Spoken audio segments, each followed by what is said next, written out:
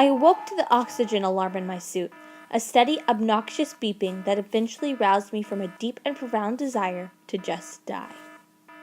The storm had abated. I was face down, almost totally buried in sand.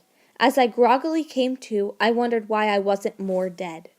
The antenna had enough force to punch through my suit and my side, but it had been stopped by my pelvis, so there was only one hole in the suit, and a hole in me, of course.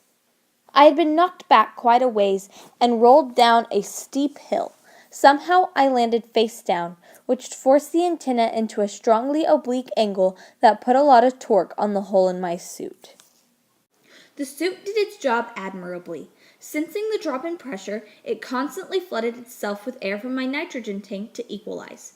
Once the leak became manageable, I only had to trickle new air in slowly to relieve the air loss. After a while, the CO2, carbon dioxide absorbers in the suit were expended. That's really the limiting factor of life support.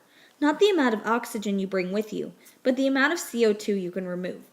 In the hab, I have an oxygenator, a large piece of equipment that breaks apart CO2 to give the oxygen back.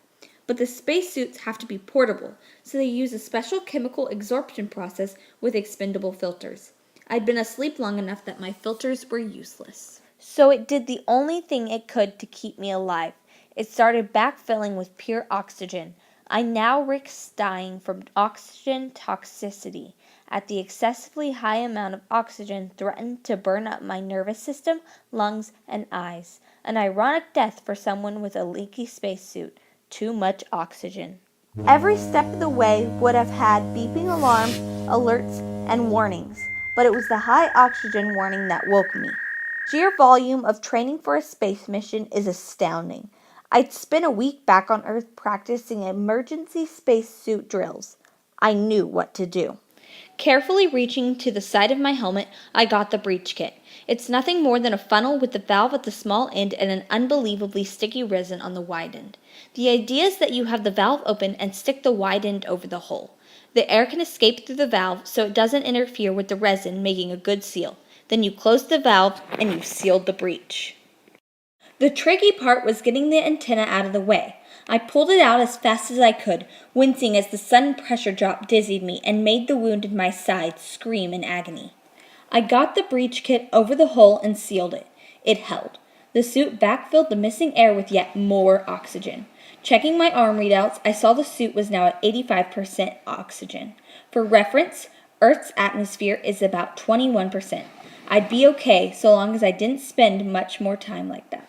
I stumbled up the hill back towards the hab. As I crested the rise, I saw something that made me very happy and something that made me very sad. The hab was intact. Yay! And the MAV was gone. Boo. So that's the situation. I'm stranded on Mars. I have no way to communicate with Hermes or Earth. Everyone thinks I'm dead. I'm in a hab designed to last 31 days. If the oxygenator breaks down, I'll suffocate. If the water reclaimer breaks down, I'll die of thirst. If the hab breaches, I'll just kind of explode.